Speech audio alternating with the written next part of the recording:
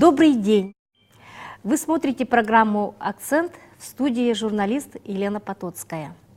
Сегодня, 18 апреля, отмечается Международный день охраны памятников и исторических мест. В программе «Акцент» мы сегодня беседуем с ответственным секретарем Якутского республиканского отделения Всероссийского общества охраны памятников, истории и культуры Александром Дьяконовым. Александр Васильевич Дьяконов родился в 1974 году в Якутске, краевед, журналист. В данное время работает ответственным секретарем Якутского республиканского отделения Всероссийского общества охраны памятников истории и культуры. Напомним нашим зрителям, что праздник Международный день охраны памятников и исторических мест был учрежден в 1982 году ЮНЕСКО. А отмечать этот праздник начали с 18 апреля 1984 года. Александр Васильевич, расскажите, пожалуйста, о деятельности Якутского республиканского отделения Всероссийского общества охраны памятников истории и исторических мест, пожалуйста. Дело в том, что, в принципе, вообще Всероссийское общество охраны памятников истории и культуры – это старейшая организация на территории еще Советского Союза. То есть она начала свое существование буквально с 20-х годов. То есть после революции, когда началось массовое уничтожение церквей, памятников истории по всей России. И поэтому уже тогда первые, так сказать, руководители нашего государства, нового советского государства, ставили вопрос уже о сохранении памятников, потому что эти памятники, то есть архитектурные объекты, строили не на, так сказать, не на буржуазные политические деньги, а строили их обыкновенные люди. То есть, в принципе, эти все объекты можно назвать объектами народного творчества. И уже со временем, именно уже в 60-х годах, когда поднимался, опять же, остро стоял этот вопрос, было решение Совета министров Российской Федерации, РСФСР тогда, о создании такого вот именно общества, Всероссийского общества охраны памятников истории Якутии.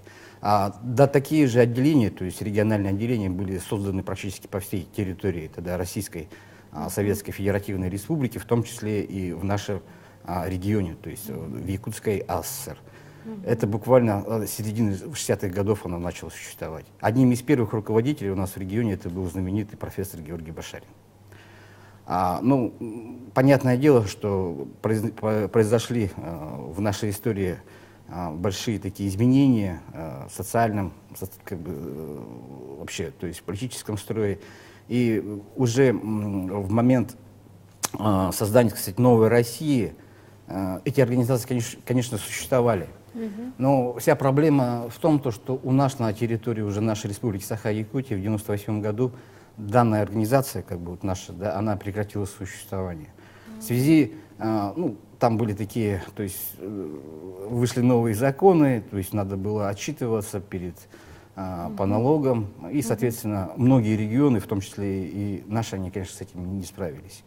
И поэтому в 2015 году у нас прошла новая учредительная конференция, где мы воссоздали в 2015 году воссоздали как бы деятельность нашего Якутского регионального отделения, где у нас был избран нашим председателем, это Руслан Васильевич Васильев, очень знаменитый общественный деятель, в прошлом и знаменитый чиновник, так сказать, да, и был и заместителем министра культуры, заместителем предпринимательства, и президентом НВК Саха, и он и почетный гражданин Мегин-Кангаласского УСа, ну и, соответственно, и хороший краевед, знаток с широким кругозором знаний. Да. Ну и вот за это время, конечно, мы, когда вот, в принципе, естественно, даже без этой организации у нас мы работали, то есть общественность работала. У нас есть такие представители, как Айсен Дмитриевич Дайду, как Олег Георгиевич Карамзин был покойный. То есть эти все люди, они в любом случае болели за сохранение того исторического облика, за те памятники истории, которые на тот момент еще как бы сохранились и сейчас еще сохранены. Им, конечно, это нужно сказать огромное большое спасибо. Это вот то наследие, которое вот именно осталось, то есть их формы работы, определенные наработки, документы, обмерные чертежи. То есть мы, в принципе, сейчас ими пользуемся, конечно. Но за это время мы провели, можно сказать, достаточно серьезную работу, потому что у нас теперь в нашем обществе в большей степени, конечно, это представители среднего возраста, в том числе и молодого. То есть эти те же архитекторы, художники, журналисты, блогеры. В общем, это все общественники, да? Да, не все общественники, не все являются членами, ну, как бы, ВАПИКа. Конечно, мы вот за это время, как бы у нас полгода с момента регистрации, то есть в любом случае юридически мы зарегистрировались как раз только в мае 2015 года, и с этого момента мы как бы уже официально начали работать. За это время мы, конечно, провели, ну, можно сказать, мониторинг всех памятников истории и культуры, то есть в большей степени, конечно, мы работаем по памятникам архитектуры, да?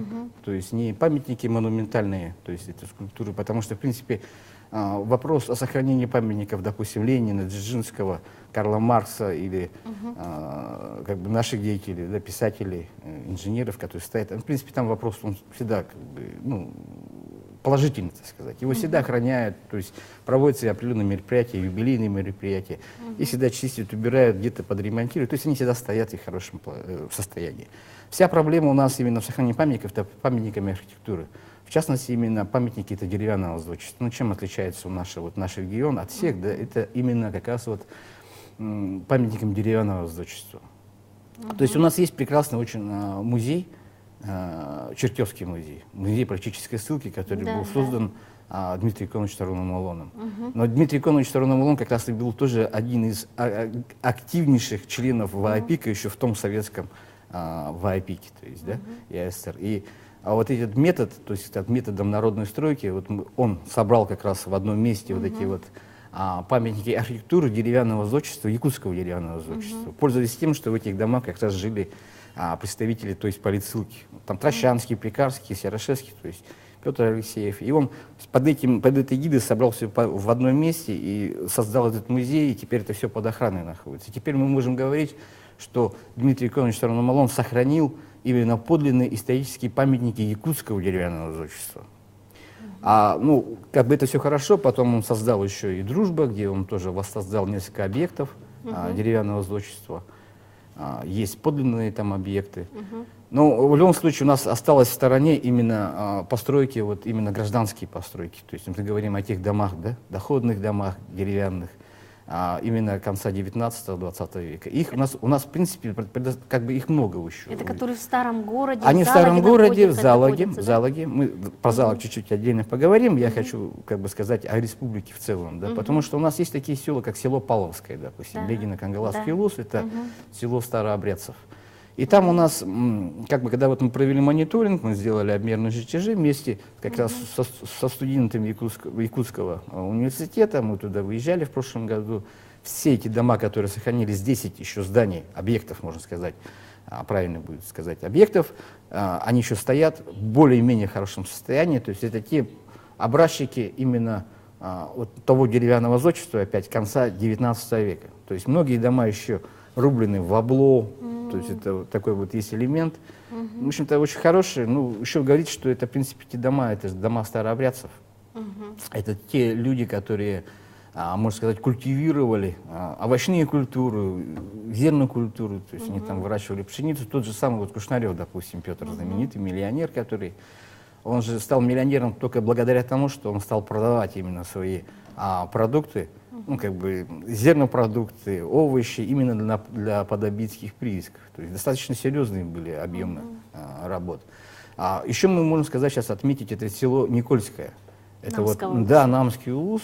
В принципе, там у нас это село само по себе небольшое, конечно, но это тоже был центром хлебопашества в Якутии. Если мы говорим о первой Амгинской слободе, да, знаменитой Амгинской слобода, то Никольская тоже называлась Никольская слобода, то есть второй как бы центр хлебопашества в Якутии. Там сохранилось 6 объектов. Ну, то есть мы говорим 3 дома именно периода конца 19 века и вместе с ним эти хозяйственные постройки, то есть эти амбары, конюшни. Достаточно в таком хорошем, в принципе, в крепком состоянии находятся. Но там почему все так получилось? Потому что там, в принципе, работают очень хорошие люди, потому что там есть музей землепользования, как раз был создан в 90-е годы, и они как бы как общественники, как краеведы, как патриоты своего наследия, они пытаются, конечно, все это сохранить. Ну и вот еще мы можем сказать о селе Кильдямцы, то есть уже приходим на город Якутск. То есть у нас в город Якутск, вот городской округ город Якутск, у нас есть такие поселки, старинные поселки. Это как вот Кильдямцы, допустим. Там у нас целая улица, порядка более 20 домов являются, как бы, ну, есть такие объекты, памятники деревянного зодчества, да, по сути. Также Табага. Они паспортированы, да? Ну, в этом году мы как раз попытались, сделали первую попытку, то есть мы сделали обмерную чертеж, ну, то есть фотофиксацию, то есть на 50% эту работу сделали. Это хорошо. Да, и вот могу сказать еще по селу Табага. То есть мы в Табагу постоянно ездим, то есть проезжаем мимо этого поселка, когда встречаем ледоход, многие по грибы туда ездят, ну вообще как бы зону отдыха наверх.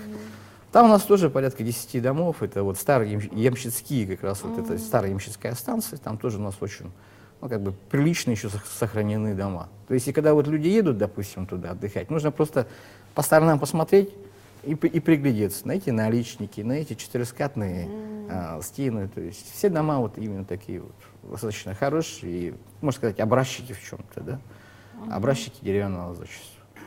Ну, и мы не забываем, опять же, село Марха, да, вот наш микрорайон Марха, там у нас большая Марха, как вы помните, раньше называлась, там было огромное количество этих старых деревянных домов, ну и малая Марха тоже. Теперь это все Марха называется, у нас там тоже порядка 30 даже есть зданий. Александр Васильевич, спасибо вам огромное за очень интересную нашу беседу. Спасибо за внимание. До следующей встречи в эфире.